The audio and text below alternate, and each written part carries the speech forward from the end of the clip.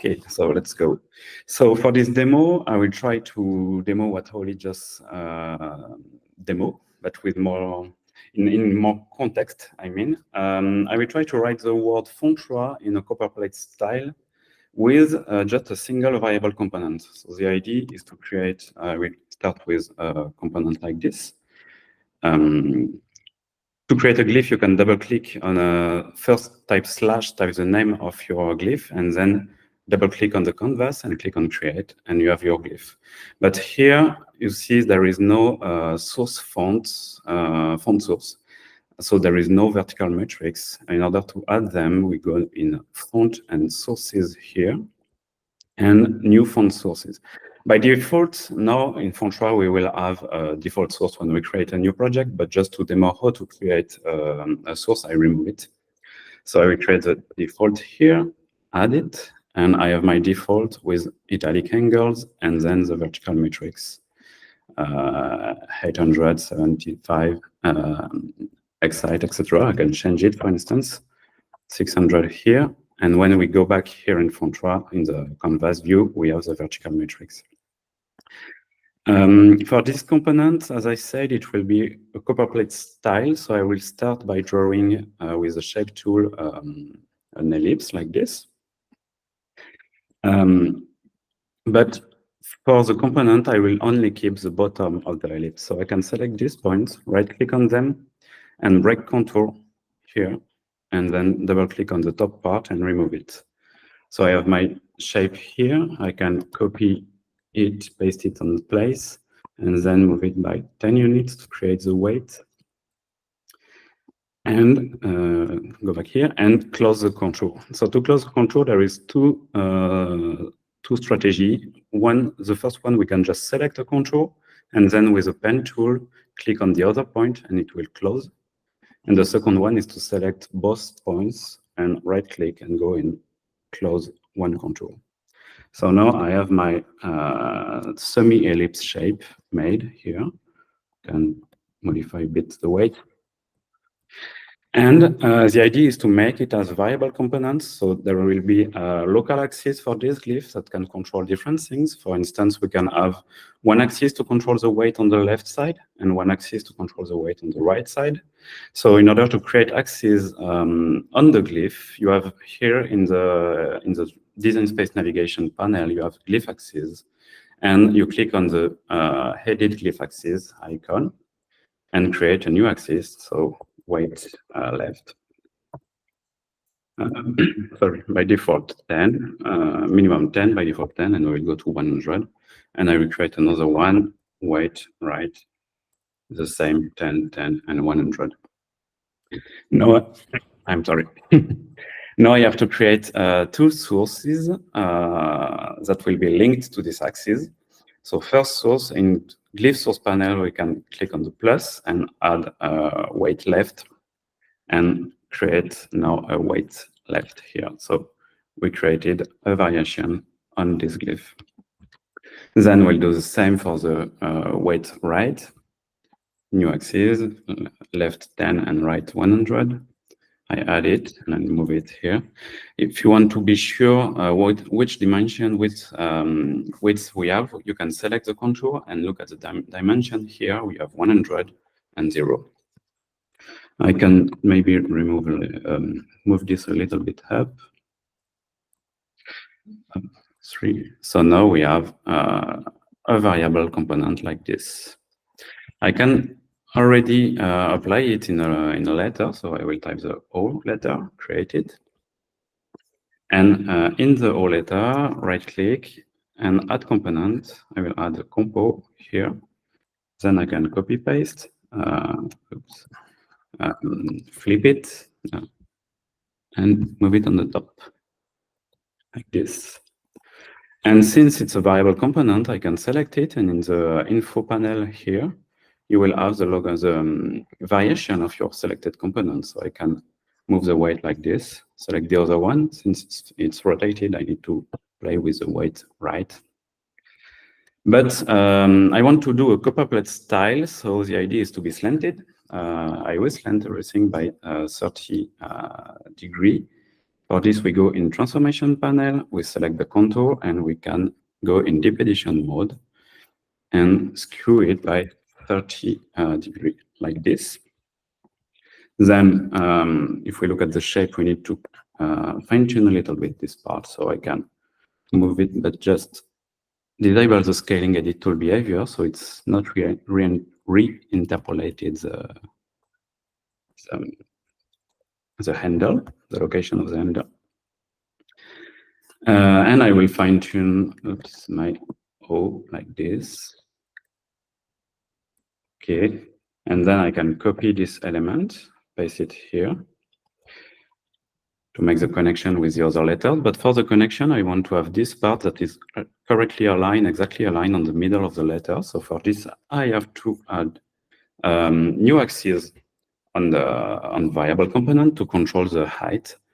So first I create two new axes, height left. By default, it will be 100.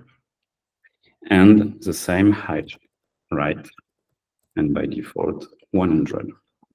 So in my component, now I can create two new sources, one for the left height, and I select this part and move it down. Same for the right height. Select this part and move it down. Can go back to the O, and now it's automatically updated in the components. We have two new axes sorted alphabetically, and I can play with both like this to control a bit more. But I want to be exactly on the middle. For this, I will add a guideline and set it. I think the X height is 600, so I put 300 like this. So I have my guideline here, and I can align like this my component and move it a little bit here. Now with the O, we will do the letter A. So I copy my glyph. I just select my glyph here, copy and paste it on the A, and I will retrieve everything.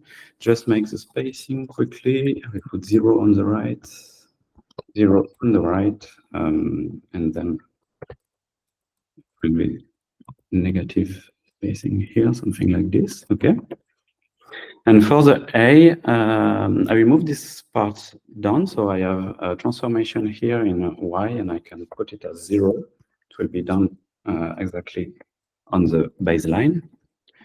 The right height I can increase a little bit, maybe I can decrease a little bit the left height, and I need to add a stem. So to add a stem, I will go back to my component and create two new axes to control, to be able to create a stem on the left or on the right part. So it will be stem left, 0, 0, 100, it's okay, and stem right, like this. But in order to create the stem, I need to add 2 more points on this segment and 2 more points on this segment.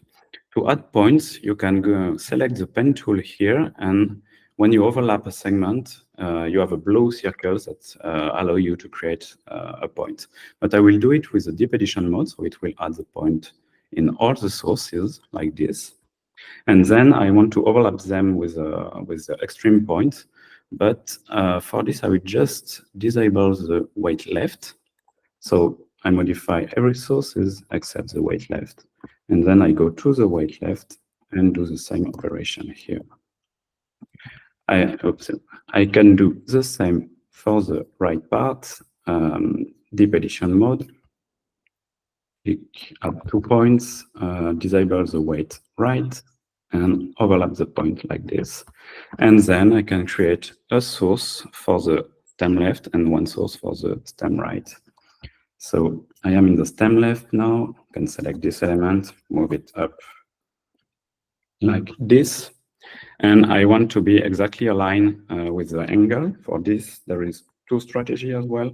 We can add a guideline and put an angle here, 60 degrees, and move it here like this. And then select these points, move them on the right, and it's done. And for the right part, I will do another strategy, so a new source. select this element, up, move it up, and then I will run the points here, make them smooth, and select all of this part. Just need to disable the scaling edit tool. Select all of this part, and with the transformation tool, I can put the origin on the bottom left and skew it like this. So now we have on this component two stems, two axes that can reveal a stem. So I can increase this, and I have my A. With this A, we will do the N. So I will copy the A in the N. Just do the spacing. So here it's 0. Here we put 0 as well. In the A, in this N, I mean, I will remove this part. Here I will just flip the weight. So enable this axis and remove this axis. Move it on the left. Move this element a bit on the right. I can copy, paste it like this. Okay, so I have the end that start to be shaped. Add a stem here, not stem, sorry. It's not this one, it's this one. Add a stem here. And maybe I can make it a little bit shorter here. Add a bit of stem here. Up like this, and remove this stem here like this. So I have the hand, but if we look at this, maybe the spacing is too wide here, so we need to add maybe a new axis to control the width of the ellipse. So I will go here and create two new axes, width left from 0, 100, and 100, and the same width right. 100, okay. And create source like this for the left, and move this element with the scaling edit tool. Move this element on the left, and I will do the same for the right. So I can go back on my N, and now I have two new axes, width and right, and width left and width right, and I can control this to have a better spacing in between the letter. Move everything on the left, reset the spacing. So I have O now, and with the N I can create now the letter R. Copy it, paste it here, remove this element, and I have the R, basically. Maybe I can make it a bit shorter here, control a little bit the width as well, and then make a bit of spacing. Like this, a bit more. With the A, we can do the P, like this. Remove these two parts. Remove these two parts. And then we can add a bit more stem here. Change the spacing. And for the horizontal bar, I will do it with contour. So I can go with a shape tool for the square rectangle and draw my rectangle here. Control the weight. I have 11. I want to have something like 9, for instance. And with the R, we can do the F as well, like this. Copy it. Remove the left part, and I will put the weight on both sides for this element. Move it up. Maybe I can remove a little bit here, and I will add the stem on the left side with a descender. Why not? Ooh, my stem is a bit weird. There is something wrong I made, I think, somewhere. Should be exactly parallel. What did I do? Okay, anyway. And so I have my F here, and I can add the horizontal bar like this here. And just to end up this demonstration, we can, there is a message. And right. And to end up this demonstration, someone raised a hand. I will add a font axis to add a weight axis to this design. So you can go in font axis, new axis, and you will have predefined preset, or you can rename them and create your own preset. But weight for me is fine. From 100, 400, and maximum, I will put 400 as well.